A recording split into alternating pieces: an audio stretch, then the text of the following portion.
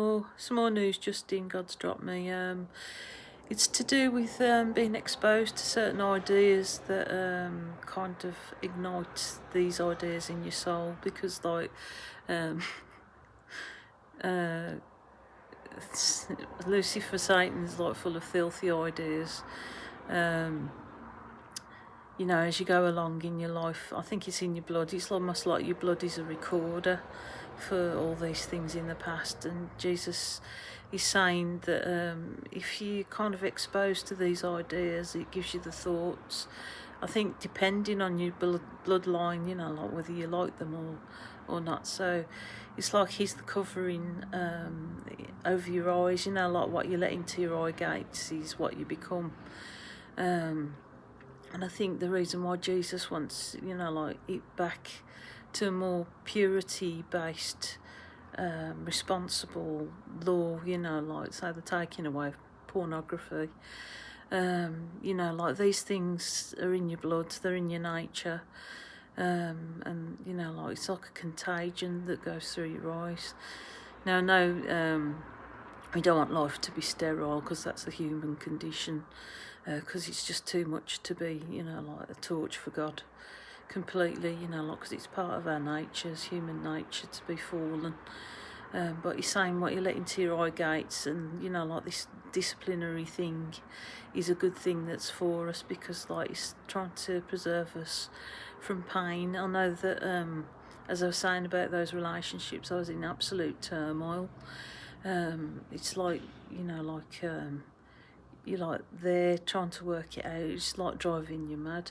And it's like as I say, Lucifer is actually with me in spirit with God. And he goes, like he's go, oh, that's the reason why. It's like those fish that survive in hot waters by volcanoes being thrown into like cold water.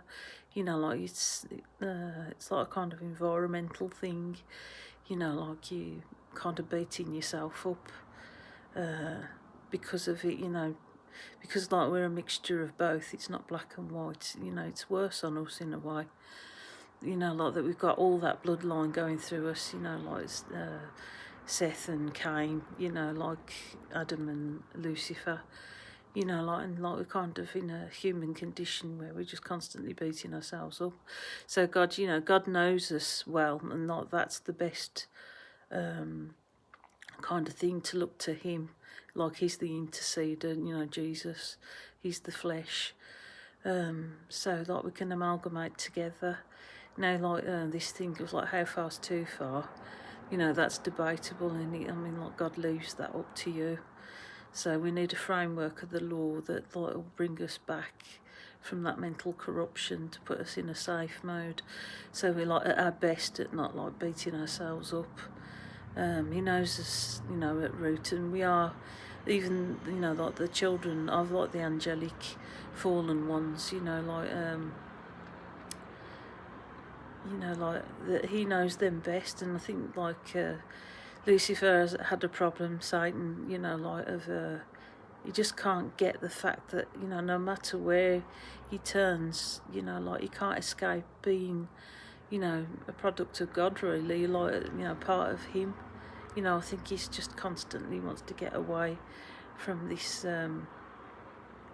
totalitarian God that he thinks. But like no matter how he thinks, how he turns, how he goes this way, that way, or the other, in whatever dimension, he's still part of the form of God. Like he's like kind of being contaminated. He's a bit like a living Chernobyl. Like it must be terrible, like to be in that position, to be toxic and, contaminated. I don't know how God's going to sort that out, but, like, it's not all as vindictive as you think. I think it's just a condition of, like, where we've all found ourselves. So, God wants us to look to him. But, no doubt, like his presence on earth has spiced things up, but at a cost.